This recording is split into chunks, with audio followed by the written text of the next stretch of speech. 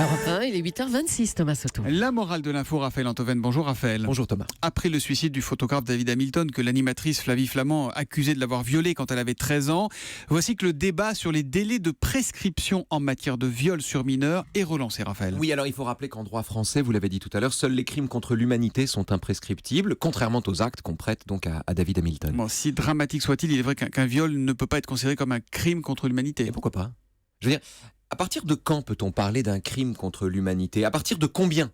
Est-ce que c'est une question de quantité ? Je veux dire, en quoi le viol d'un enfant n'est-il pas, à lui tout seul, un crime contre l'humanité ? Donc si on va au bout de votre raisonnement, vous voudriez que le viol sur mineur devienne imprescriptible. Mineur ou pas ? Pourquoi la prescription du viol ? Thomas, je ne suis pas juriste, je n'y connais rien et ce que je vais dire témoigne certainement de mon incompétence. Mais l'un des arguments en faveur de toute prescription est qu'à l'exception des crimes contre l'humanité, au-delà d'un certain délai, le temps faisant son œuvre, le trouble causé par le crime s'estompe. Or, en matière de viol, c'est exactement le contraire qui se produit. Avec un viol, le temps marche sur la tête. Plus le temps passe, plus le viol, loin de disparaître, augmente et prend de la place dans le cœur, le corps et l'inconscient de sa victime. Un viol, c'est pas seulement un viol, c'est une tumeur qui grandit avec le temps jusqu'à ôter le goût de vivre à celle ou celui qui en a fait les frais. Bref, comme dirait l'autre, avec le temps va, tout s'en va, sauf ça.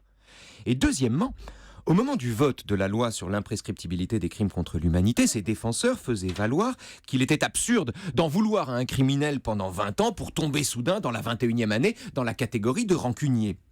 Or, c'est évidemment la même chose pour les victimes de viol qui se voient contraintes 20 ans après les faits de taire, sous peine de diffamation, les aveux qu'elles sont enfin capables de faire. Mais que faites-vous du meurtre ? Alors si un viol n'est pas couvert par la prescription, un meurtre ne devrait pas l'être non plus. Je ne suis pas d'accord, Thomas, pardon. Un homme qui tue n'est pas toujours un criminel. Il y a des gradations dans le meurtre. L'homme qui tue l'assassin de ses enfants est moins coupable que l'assassin lui-même. Jacqueline Sauvage et Marc Dutroux, c'est pas la même histoire. Alors que le violeur, lui, est toujours une ordure. On trouve parfois d'excellentes raisons de tuer quelqu'un, mais il n'existe jamais aucune raison de le violer. Le viol est un produit de la méchanceté pure, qui ne tue pas, ou pas toujours, mais qui brise une vie, ce qui n'est pas moins grave. Et la morale de l'info ? Le viol est une plaie infinie qui, pour cette raison, a besoin d'un temps illimité. Le viol est une plaie infinie qui, pour cette raison, a besoin d'un temps illimité. La morale de l'info de Raphaël Antoven, ça va vous faire réagir certainement, notamment sur Twitter avec le hashtag E1matin. À demain matin, Raphaël. À demain.